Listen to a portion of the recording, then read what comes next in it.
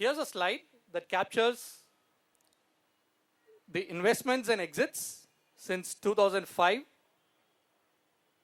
As you see, there are 144 investments in 2005, the blue line, and the green line indicates there are 76 exits out of these 144 investments made. 76 exits made anytime after 2005 till date, out of the 144 investments made in 2005. So you see that there are about 68 investments to be exited, roughly half. Going to 2006, 247 investments and about 1/3 exited. 83 exited, 164 to be exited. 2007, 347 investments, 67.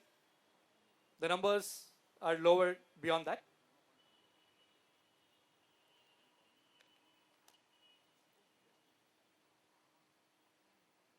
Here we request our speakers for the panel to come on stage and deliberate on how the PVC industry is set for 2012 given this context. Firstly, we are delighted to introduce the panel chair, Sesh AV, Managing Director, Basis Fund Services. Sesh, if you could please come on stage.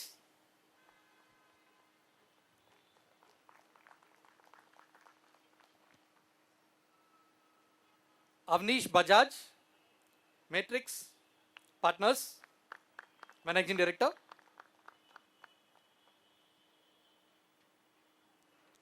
Anand RP, Investment Director, Squadron Capital.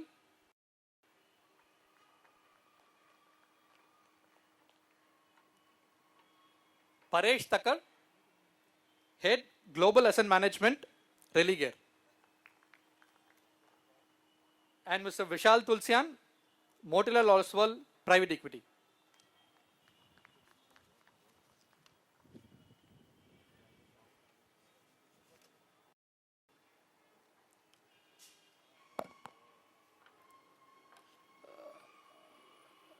Sesh is the Managing Director of Basis Fund Accounting, a leading provider of fund accounting services with offices in Mumbai, Chennai, Singapore, Hatfield, and New York. A qualified chartered accountant, he has been in the international fund accounting and administration industry for over a decade now. Sesh started his fund accounting and administration career with Fortis Fund Services, a subsidiary of Fortis Bank headquartered in the Benelux region in Curaçao, Netherlands, Antilles, focusing on the offshore funds. Sesh also worked with PFPC Inc. in Wilmington, Delaware, specializing in onshore fund administration for the US market. Earlier, Sesh was with Interpro Global, a Maryland, USA based BPO with interest in mutual fund industry, back offices processing based out of Chennai, India. Welcome you, Sesh, to chair the panel. Anand RP, Investment Director, Squadron Capital. Anand is an investment director at Squadron, a leading Asia Pacific focused fund of funds. Prior to joining Squadron Capital, Anand was with Sequoia Capital's Indian investment team based in Bangalore. Prior to Sequoia, he worked with global management consulting firm McKinsey & Company based in New Delhi with assignments across the APAC region. Anand holds an MBA from the Ford School of Management, New Delhi, and a bachelor's in business administration from the University of Kerala. Welcome, Anand. Thank you. Avnish Bajaj, MD, Matrix Partners. Avnish is the co-founder and managing director of Matrix Partners India. Prior to turning investor, Avnish had a successful entrepreneurial stint as a co-founder, chairman, and CEO of Bazi.com. Bazi was acquired by eBay in 2004 for $55 million. Avnish started his career as a software engineer with Apple Computers. Earlier, post his MBA from Harvard Business School, Avnish worked as an investment banker with Goldman Sachs. Welcome you, Avnish. Paresh Thakkar, Head, Religare Global Asset Management. Paresh is responsible for the overall Religare Global Asset Management business, including driving its strategy, execution, investments, and operations. He has over 18 years of experience in investment management, private equity, venture capital, mergers and acquisitions, corporate finance advisory, fundraising, and investor relationships. He has represented on boards of several companies and investment committees of private equity funds. Paresh is a qualified CFA and a chartered accountant, cost accountant, and a Bachelor of Commerce from Mumbai University. Welcome, Paresh. Vishal Tulsian, CEO, Motilal Oswal Private Equity. Vishal holds a bachelor's degree in commerce from St. Xavier's College, Kolkata, and is a professionally qualified chartered accountant. Vishal is an All India rank holder in chartered accountancy. Prior to joining Motilal, Vishal was Director Corporate Finance with Rabo India Finance Private Limited, a subsidiary of Rabobank International.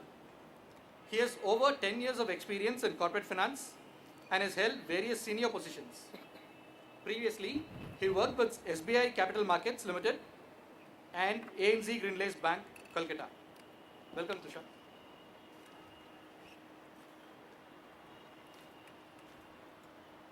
I hand over the proceedings to Sesh for the panel discussion. Thank you very much.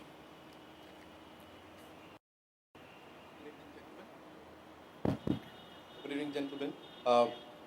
My welcome this evening, Mr. Damodaran, who is here, and to all my co-panelists and all the guests and friends here. This is a small industry and we tend to meet each other very often. And I guess this is a good occasion for us to talk about the big things that we are concerned or what we talk about in this industry. What I will do is to kind of allow the gentlemen to first state their strategies for the fund, so that gives you an introduction to what the fund does, and then the big questions on the sustainability would then follow. Avnish? Sure. Thank you, sir. So, Matrix Partners, we have two funds under management, aggregating to 3,000 crores. We do have a multiple strategy approach to our funds rather. So we invest early stage, classic venture style of investing in internet and mobile sectors. And the investment sizes there could be as low as 2 million to as high as up to 10 million over the life cycle of a company. We also invest in early growth and growth across a few sectors that are of our focus, such as healthcare, education, financial services, and retail. These investments can vary between call it 25 crores to 125 crores per company. We have been in business for about 6 years. We have 2 exits that took place last year. One is in education, Treehouse Educational, it's essentially a preschool chain. And the other is Muthoot Finance, where we were a growth equity stage investor. So thank you for the introduction and look forward to engaging. Pleasure. Anand, on your phone. Quadrant Capital is an Asia Pacific focused fund of funds. We're based out of Hong Kong and have been based out there for the last 25 years. We had been investing in Asia Pac and specifically in India from 1994 in private equity funds. Till now, we have multiple exposures in terms of private equity funds, both in venture capital and growth capital space in India. And we also do, like many other fund of funds in Asia Pac region, cover other markets like China to Japan and Australia and Indonesia. So Religare Global Asset Management is a multi-boutique asset management platform. We have 15 billion of assets under management. Our model is that we acquire equity stakes, or minority to majority equity stakes in existing asset management companies who are successful, partner with them and help them grow further. So for example, we acquired a controlling stake in Northgate Capital, which is a PE fund of fund with 3 billion of AUM. We acquired a controlling stake in Landmark Partners, which is one of the largest firms in the secondary space with a 9 billion AUM. We also have a local mutual fund business, which has approximately 2.5, 3 billion of AUM.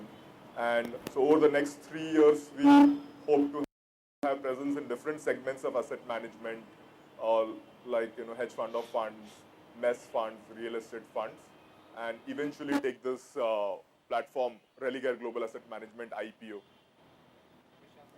Hi, I represent Motilal Oswal Private Equity. It's a part of Motilal Oswal Group, one of the leading equity broking and research houses in the country. We started this business in 2006, and today we manage a combined asset pool of around $300 million. Motilal Oswal as an institution, we ourselves have been a first generation entrepreneur. Started business in 1987, and having grown in the last 20 years thanks to the sustainable economic growth that one has seen in India. And we realized we ourselves took private equity money in 2005 and 6, and we do realize the importance of the private equity it can play in the growth of a mid-sized company. So we thought, why not create a fund by entrepreneurs for entrepreneurs? And that was the whole idea behind getting into the private equity domain. Thank you, Vishal. A little introduction about Basis. We administer about $8 billion worldwide. We are essentially a fund administrator accounting firm with exposures in terms of administering services to fund of funds, family offices, hedge funds, venture capital, private equity. Having said this, I'd like to start with the first big issue that we talk about in the industry. All of us know that India has one of the highest saving rates in the world, and the big question is, when will India or Indian investors start investing into private equity and venture capital? Of course, we have already had that. So my first question to Vishal is, how important is domestic capital to the sustainability of the PEVC industry? Yeah. See, when we launched our fund in 2006, our primary strategy was to raise the money from the domestic market. Having said that, the journey has been extremely tough. The environment has not been very conducive as far as raising money is concerned from India. If you leave aside the amount that got raised for the various real estate funds, the total amount of investments, that cumulative investments, private equity investments that would have happened in the last 5 years, probably less than 5% would have come from domestic capital. This, when you compare to various other economies, is an extremely low number. And we personally think if private equity were to grow in this country over the next 10 to 15 years, a more robust environment needs to get created as far as fundraising is concerned. And even the amounts that got raised by very few institutions, a significant amount of money has come from high net worth individuals. Not enough money has come from the institution. And if this industry were to grow, you need to see a lot more industry participation, whether it is insurance companies or banks. Clearly, pensions and some of those other long-term agencies are out of question as of now. But at least participation from insurance companies and banks have to increase if we were to create a more robust environment. That will also reduce some of our dependency on foreign capital. And the reason why we believe domestic capital is important, because India as an economy has its own idiosyncrasies. Though we might talk about 7, 8, 9% of sustainable economic growth, but those numbers will come with it won't be a linear curve. And there are a lot of other issues which are very unique to India, and that understanding is something which is there far more with the domestic institutions. So we believe if we were to create a sustainable environment, a lot more domestic fund has to be raised for private equity from the domestic institutions and family offices. Anybody on the panel with the view on this subject? So I think there's no doubt that even if you look at China, the role of domestic money has increased over a period of time. But I guess one view I have is if we look at the topic of the panel about PSPD, the issue faced by the industry doesn't have to be do with the dearth of capital. It has to do with an abundance of capital. And so that what we hear from a lot of the investors and in the media is that the industry hasn't generated returns.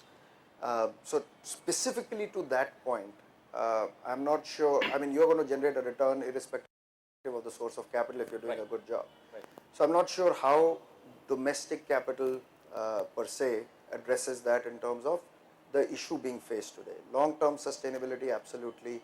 The more domestic money you have, the better. The second issue is, especially the private equity venture kind of business tends to be a business that's not very well understood by investors. The global firms that have been investing in it are taking essentially the asset class they're betting on is emerging market India. The domestics have to take, so they don't have to bet on emerging market India, but they have to bet on an asset class they don't understand, which comes with its own issues. I think to Vishal's point, I agree. I think the insurance companies, the large institutional capital can help. I think the individual capital often creates the reverse issues. They don't understand the asset class, they don't understand 10-year lock-ins, and so I think that is something that can create issues with this. So a lot more education has to happen before we reach that point. Just one point to add. Obviously, a lot more education has to happen in terms of even simple things like how capital calls are worked, where institutions understand that, probably the individuals won't understand. But also the regulation have to catch up with these kind of things, because there's always a lot of noise going on in Europe and US about regulating private equity, putting public money to work behind this. And India as a market has actually, at this point, very close to ground zero in regulating this industries, I would still say. The AIF regulation being one of the first steps. Absolutely. So the regulation have a lot to catch up, and probably getting that point also right in the beginning to be proactive from the regulator's side is much more easier, because otherwise what happens is investors like us who invest US dollars will come into the country, and then there may be another pool of capital which is domestic capital, and will create exactly the same issue like in China. It will be treated differently and will be conflicts of interest which you practically cannot address. That's the issue with RMB funds in China currently. So the duality in approach between these two Yeah. class of monies coming in. Yeah, in China there is a duality, and a lot of that is actually because of what domestic capital can do and what foreign capital cannot do. In India, I think the same situation can happen, because if domestic and foreign capital are regulated very differently, then same issues. Thank you. That was very well detailed by all the panelists. The next big question is, are we paying more, are we paying less? The big $1 million valuation issue. And Paresh, may I invite you to speak on this? I mean, how do you think do valuations impact sustainability? So when we saw a few statistics on the slide few minutes back that since like 2003, 2004, when the Indian industry has grown, the number of deals have increased, and the exits have been fewer. So like 7-year-old deals vintage, which means the funds are maturing, but yet we are seeing on an average, just 20 to 25% of portfolio companies have seen exits. One of the reasons that probably it could have happened, which many LPs feel, that in theory, in private equity, you are supposed to get an illiquidity discount over the public markets. But in India, what seems to be happening in many deals, it may not be a rule, but it seems to be happening on many deals is that instead of getting an illiquidity discount, you end up paying a premium over public markets.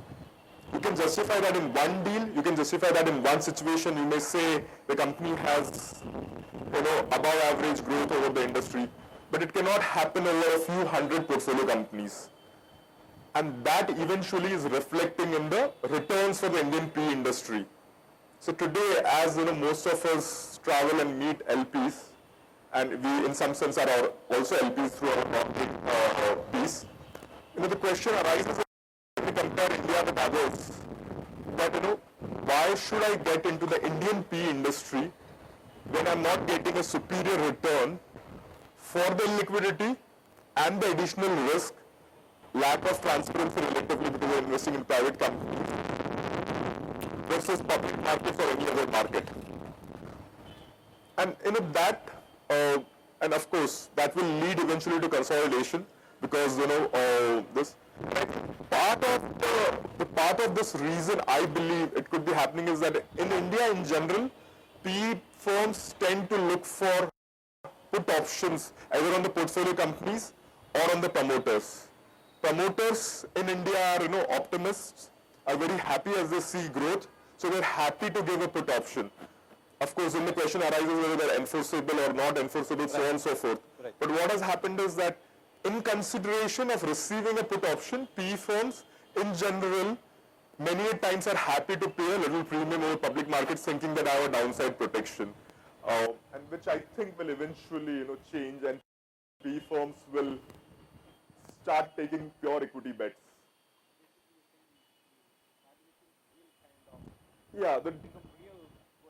So as from growth capital we move to control transaction, and when you move to control transaction, the question doesn't arise of asking the promoter for a put option on the promoter. You have to create your own exit. So dependence on the promoter to provide exit will reduce, and at that point of time,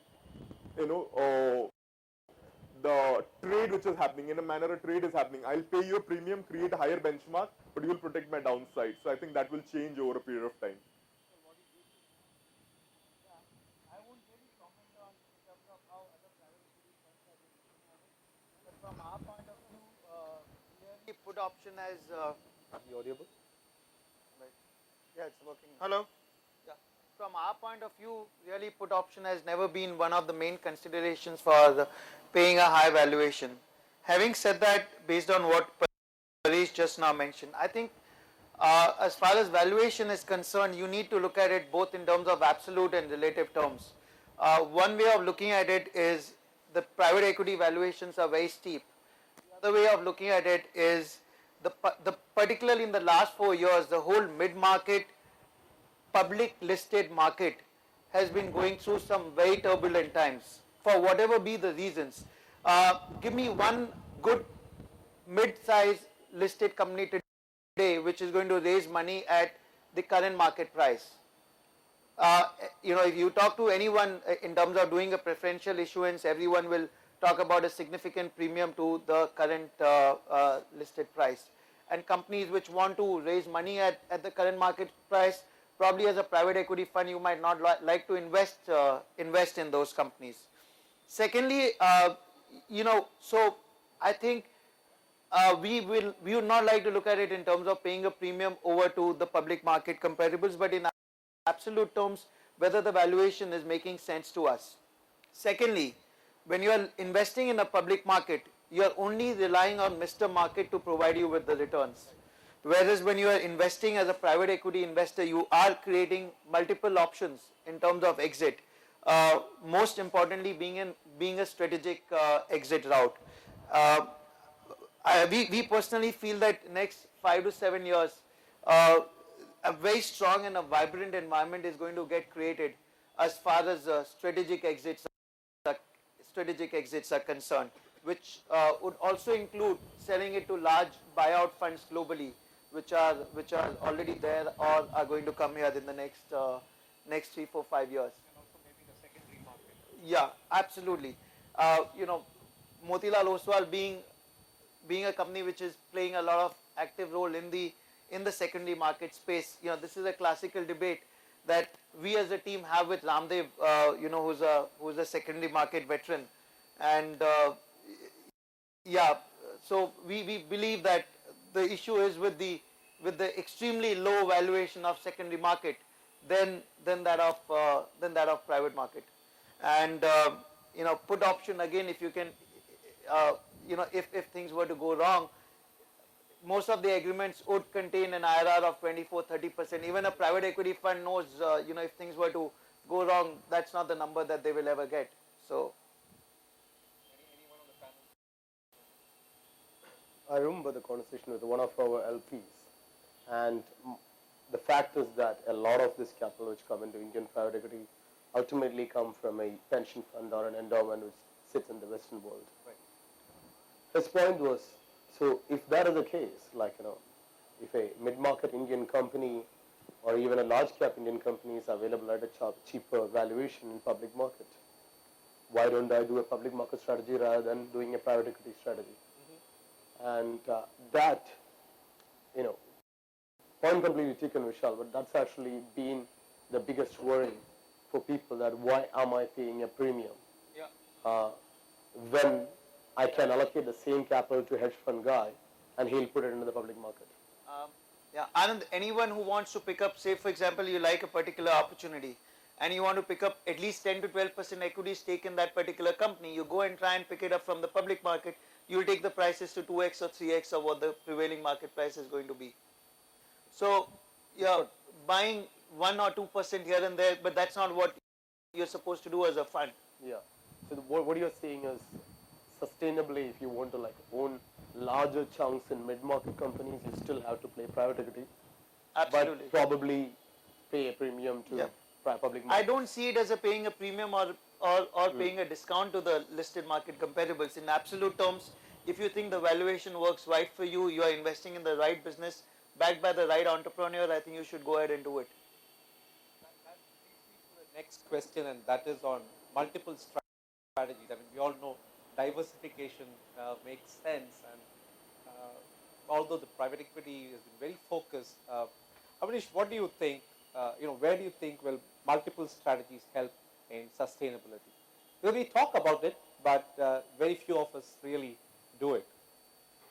The interesting thing is, if you look at some of the best investors in the world, i.e., for example, Warren Buffett, they don't believe in diversification. They believe in concentration.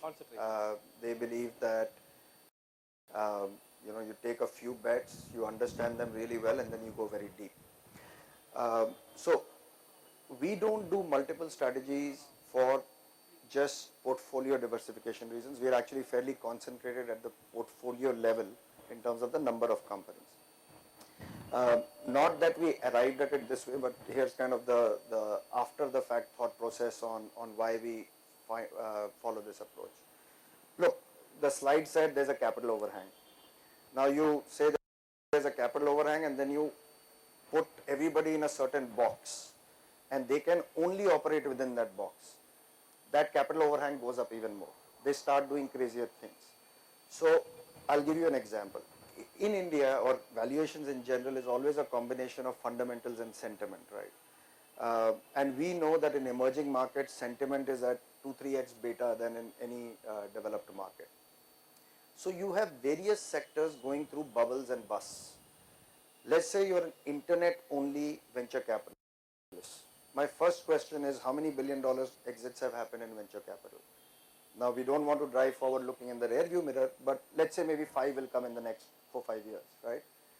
Now you have 15 venture funds who, irrespective of whether internet is in a bubble, which it was for the last year in e-commerce and now it's burst, they have to invest. What if that bubble goes on for 2-3 years? Right. Then it's a greater fool theory. I'll buy high, sell higher. So I think some of that forces you, given funds have investment periods and all of that, to potentially make a sentiment-based decision rather than a fundamentals-based decision. At the same time, I think we have to stick to what we know. So we can't be, nobody's going to make money like that. But the view we take is sentiment tends to be at a high beta to the fundamentals in economies like ours.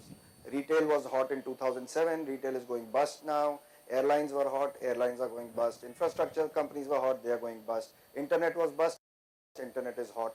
So be opportunistic within the sectors that you have chosen, and then try to get to sustainable profitability by hopefully timing close to the bottom in every sector that you are understanding. So I you think almost take a contra approach. so generally, so last year we didn't invest in internet. Right now I'm looking at internet very closely because all the companies are on bridge financing from the investors and going bust. Right. And they'll likely get, money raised at 20-30% of the last round price if they get it at all. Right. So yes, it means being a little bit contrarian. Contra. That said, certain sectors where we are believers which are recession proof, counter cyclical, whatever, healthcare, education, there we keep understanding the sectors and investing behind growth. So that's why we feel that in a market that's not deep enough, which this is not, at the company level, it's very deep at the capital level. You have to combine strategy as well as opportunism, but opportunism is not a strategy. But within a strategy, you have to become opportunistic. Therefore, widen the canvas a little bit and operate across multiple sectors and try to get in at prices that make sense. Anand, how would you kind of react to multiple strategy as an investor, as an LP?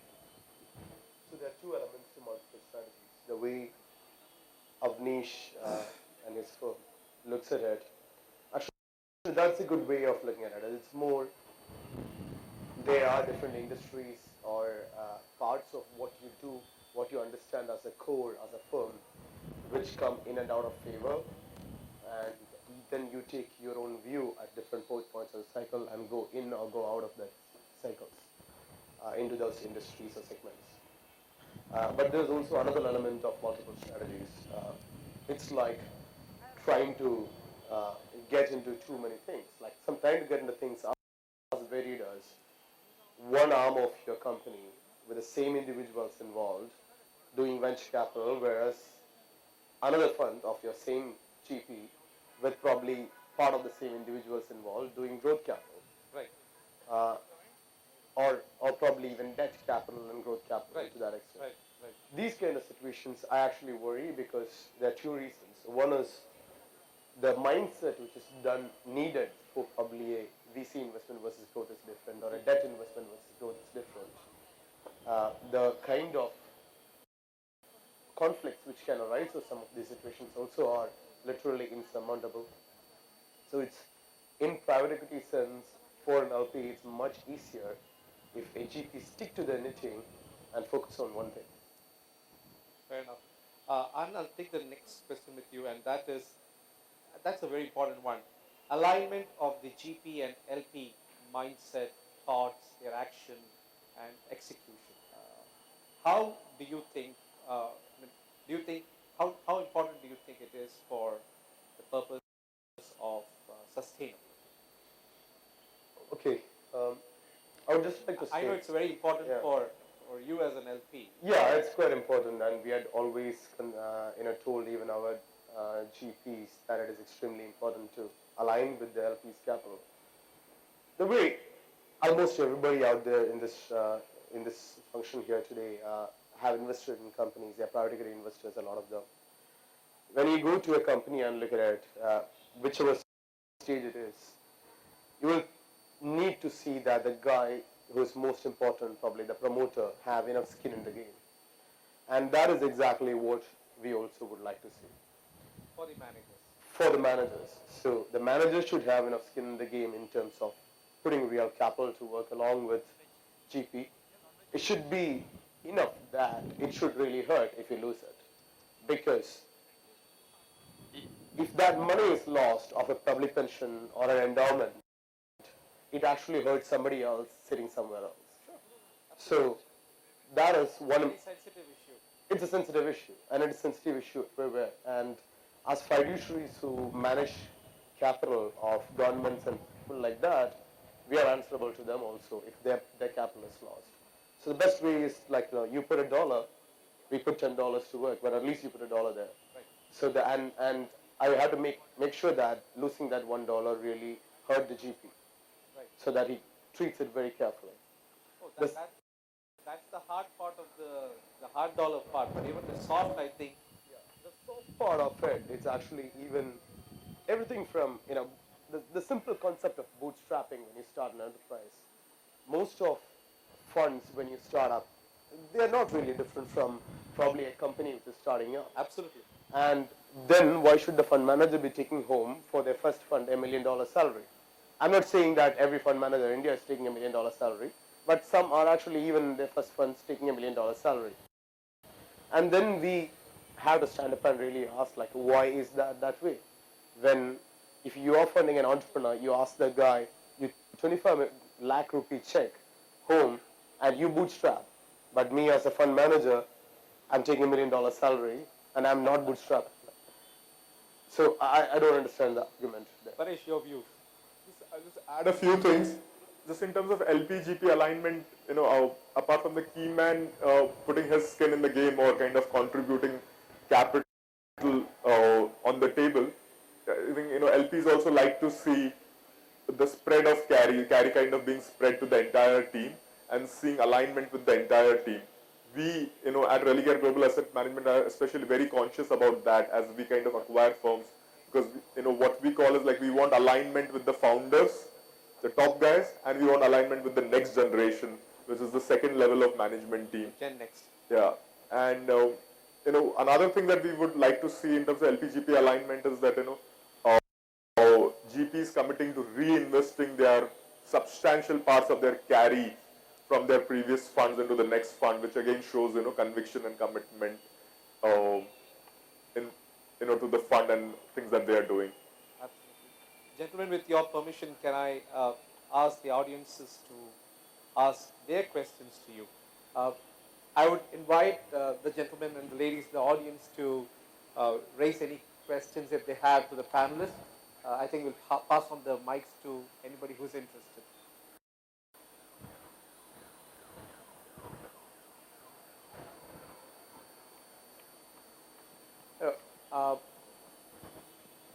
I don't see too many hands at this moment, but maybe my next question will trigger that.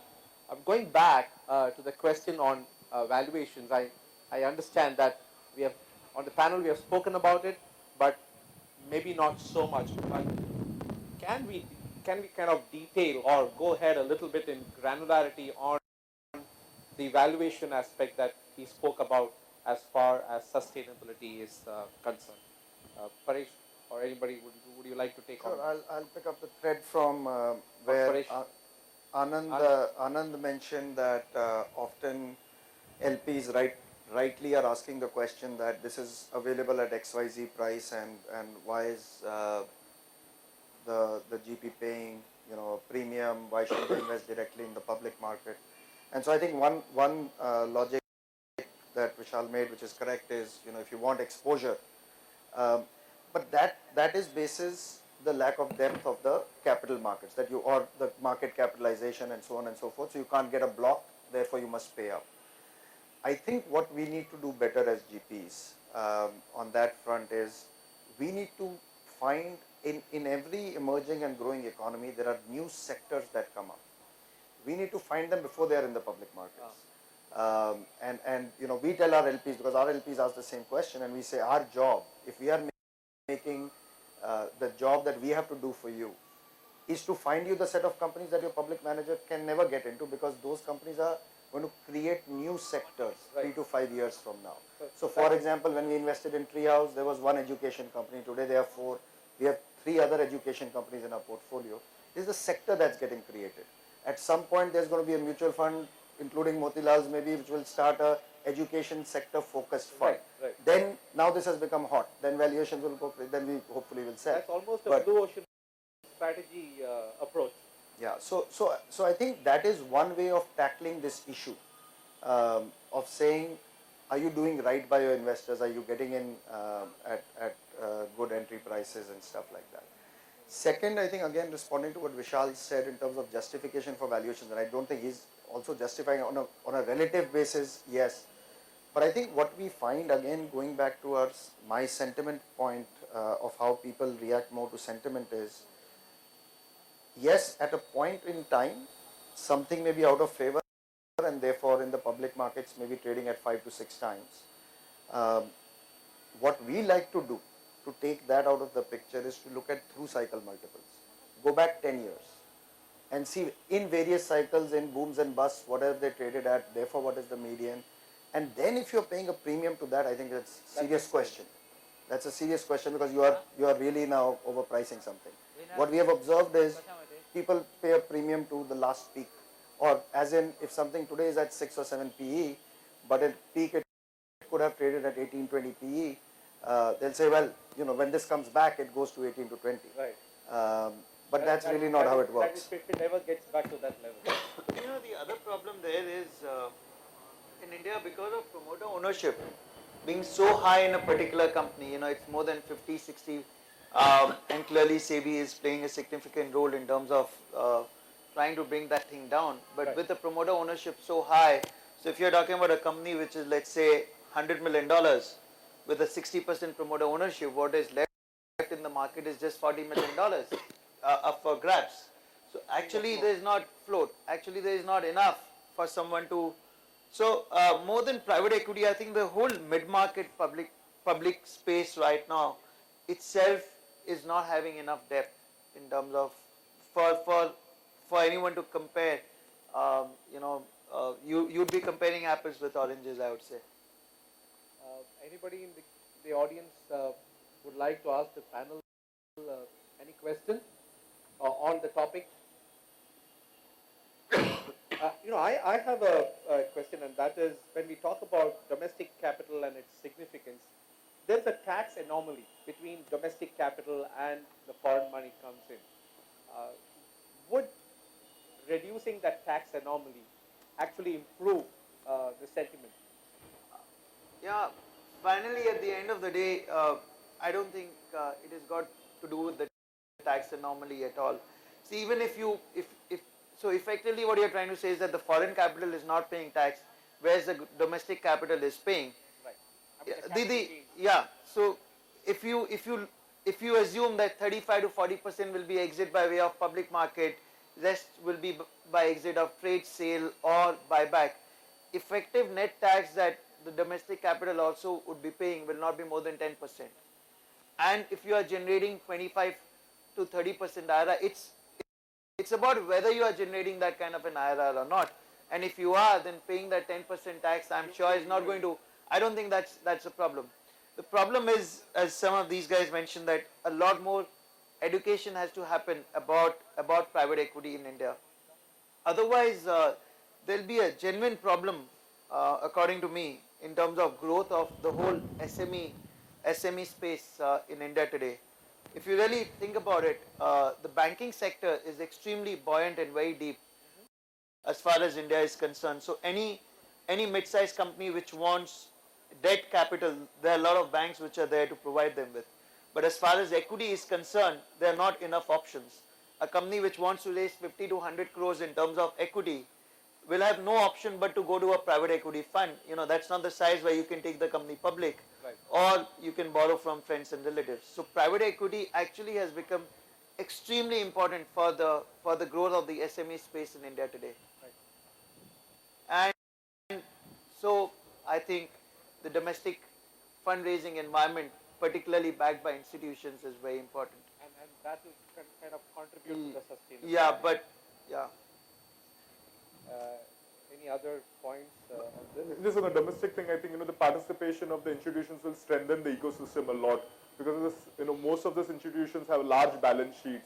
So once they kind of get exposure, so to say, to the portfolio companies of PE funds, they will interact with the portfolio companies companies in the annual meetings of Right, PE right, funds. they will. That will increase the familiarity, and once you kind of get familiar, they will kind of empathize with the growth aspiration of entrepreneurs and eventually endorse some of this, because the participants from the large institutions also participate in many other public forums, regulatory bodies, etc. So that will create an empathy, a positive environment for young SME companies, and many of their other needs will eventually get heard. So what you're saying is this interaction with the private equity industry will actually help the SMEs getting bank finance as well in a way, because Yeah. the banks will understand them, they will be able to understand their needs and then kind of empathize with them. Yes. Uh, I think with this, with the permission of the gentleman on the dais, I'll conclude the discussion, and it leads me to think that private equity, venture capital in the industry in this country is here to stay. It will definitely invigorate and motivate SMEs, which I think the government of this country and everybody in this country want, because I think that will lead to a vibrant India that cannot reach just 6 or 7, but probably 10. Thank you, gentlemen, for your time, and thank you, audiences, for your participation.